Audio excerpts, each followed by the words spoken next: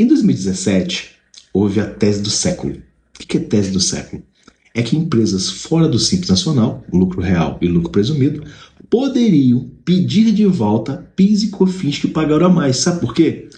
Na constituição do imposto a pagar, no caso, era uma contribuição social, PIS e COFINS. Na constituição dessas contribuições a pagar, havia a contaminação do ICMS, ou seja, o valor do ICMS, que é um imposto estadual, estava dentro da base de cálculo que compunha o PIS e COFINS. Aí, na hora de tirar a alíquota, seja lucro presumido ou lucro real, vinha a maior. E os empresários tiveram o direito de pedir de volta. Só isso, ok? E quem decidiu isso? Foi o STF. Esse STF que está aí. E na época o governo era o Temer. Beleza? Pois é. O ministro da Fazenda deste país, que ninguém sabe o nome desse país, eu vou chamar ele de Henritex V, disse a seguinte coisa: se não fossem os malvadões empresários que tiraram o dinheiro do cofre público, de forma legal, tá? A dívida atual seria 10% a menos. Quer dizer que a gastança do país toda que teve aí nesses últimos anos é culpa dos malvados empresários que pagam os impostos que mantêm o Estado. Vamos só relembrar uma coisa.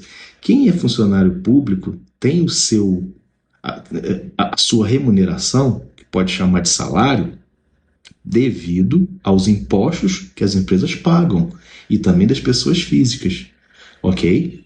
Se não fossem os impostos, o Estado não tem arrecadação, porque o Estado não produz nada.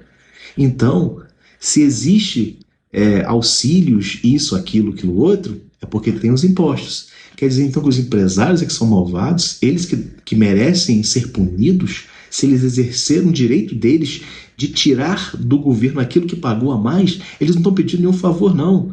Houve um erro de interpretação da norma pelo próprio governo, e o governo, na época, falou: olha, nós erramos, pede o dinheiro de volta. Quem entrou, pegou o dinheiro de volta. Simples assim. Mas, não contente com isso, o mesmo ministro da Fazenda agora diz que não majorou o MEI. Mas ele foi majorado. Ah, mas foi por causa do salário mínimo. Mas eles poderiam ter mantido se quisessem.